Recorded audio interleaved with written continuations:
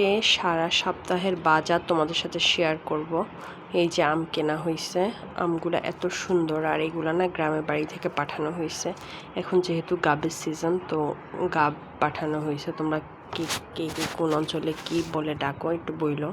আর এখানে বাইলা মাছ আনছে 1 কেজি, বেশ দাম এগুলার, অনেক এক্সপেন্সিভ এগুলা। আমাদের মতো মধ্যবিত্ত ফ্যামিলির খাওয়ার জন্য এনাফ না, তারপরেও আনছে বাচ্চাদের খাওয়ানোর জন্য। ছোট ছোট করে প্যাকেট করলাম, জাস্ট কোনো রকম বাচ্চারা খাবে সেই হিসেব করে। আর এপাশে রুই মাছ, কাতল মাছ আনছে, ভালো করে ধুয়ে। এখানে কানে ফুলকাগুলোতে প্রচুর পরিমাণে বালি ছিল, সেগুলো ঠিক করে ধুয়ে, একবার ধুয়ে আবার ঠিক করে আবার ক্লিন করে নিচ্ছিলাম।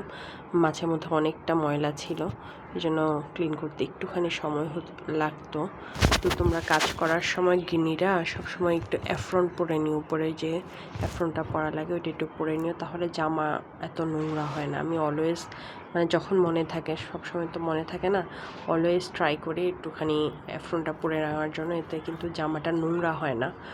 তো আবারও মাছগুলো ধুয়ে নিলাম। এভাবে কিন্তু সারা সপ্তাহের বাজার একদিনেই রেডি। আজকে অনেক অনেক বাজার, মানে আমার আজকে সারাদিনে কাজ করতে করতে আমার জানটা বাইরে হয়ে গেছে আমার অবস্থা। তো খুব ইজিলি হয়ে যাচ্ছে মনে হয়, বাট এত ইজি লাইফ না।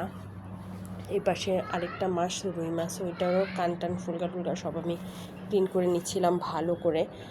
ভালো করে ক্লিন না করলে না নিজের কাছে খুঁতখুঁতানি লাগে, যে এইভাবে কীভাবে ফ্রিজে রেখে দিব। এই জন্য ভালো করে ইয়ে করে নিচ্ছিলাম। ওই পাশে মাছগুলা পানিটা ঝরছিল। এভাবেই সাংসারিক কাজ মানে করতে হবেই, যতদিন বেঁচে আসো ততদিন কাজ করতে হবেই। এ পাশে না ব্রয়লার মুরগি আনছে, সাদা যে মুরগিটা হয় সেটা আনছে, সেটা আমি ভালো করে পরিষ্কার করে নিচ্ছিলাম। এরপরও পরিষ্কার করবো। এর মাঝখানে আমি করে রাখলাম, ফ্রিজের মধ্যে রেখে দিচ্ছি মাছগুলো, যাতে নরম না হয়ে যায়, নষ্ট না হয়। এই পাশে দেখো, আমি বলছি শাক আনার জন্য, আমরা মানুষ 2 জন, এত শাক কখন খাবো আল্লাহ মাবুদ জানে। এত শাক আনছে আজকে, পালং শাক, লাল শাক, ডাঁটা শাক, সব শাক একসাথে আনছে। এগুলো কাটা, বাছা, ধোয়া, তারপর আবার ভাপিয়ে রাখা, এতগুলো তো একসাথে খাওয়া কখনোই যাবে না। তারপর সবগুলো ভাপিয়ে, এখনও ভাপানো হয়নি, কিছু বাকি আছে। এর মধ্যে মুরগিটা ভালো করে ছোটো ছোটো করে পিস করে নিচ্ছিলাম। এগুলো রেগুলার খাওয়ার জন্য না, এগুলো just fry, chicken fry grill করার জন্য এগুলো আনা হয়েছিল। তো চিকেন ফ্রাইগুলো না বড় বড় পিস করলে ভালো লাগে না, ভিতরে কাঁচা কাঁচা থেকে যায় মনে হয়, এই জন্য ছোটো ছোটো পিস করে নিচ্ছিলাম। দেখেই বোঝা যাচ্ছে যে কতটুকু পিস করতেছি। তোমরা যারা চিকেন ফ্রাই খাও, বাহিরে না খেয়ে ওই টাকাটা দিয়ে 1 পিস চিকেন দিয়ে তুমি অনেকটা মুরগি কিনতে পেরে যাবে।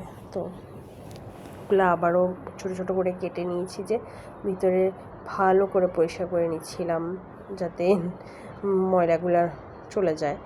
কেমন তোমরা চিকেন ফ্রাইটা কীভাবে খাও একটুখানি জানাইও, কারণ আমি আমার মতো করে খাই। আমার ইউটিউবে, ফেসবুকে রেসিপিটা শেয়ার করা আছে। ভালো থেকো, কে কোথা থেকে দেখতেছো। আল্লাহ হাফেজ। আজকে অনেক কাজ করছি, ভীষণই টায়ার্ড।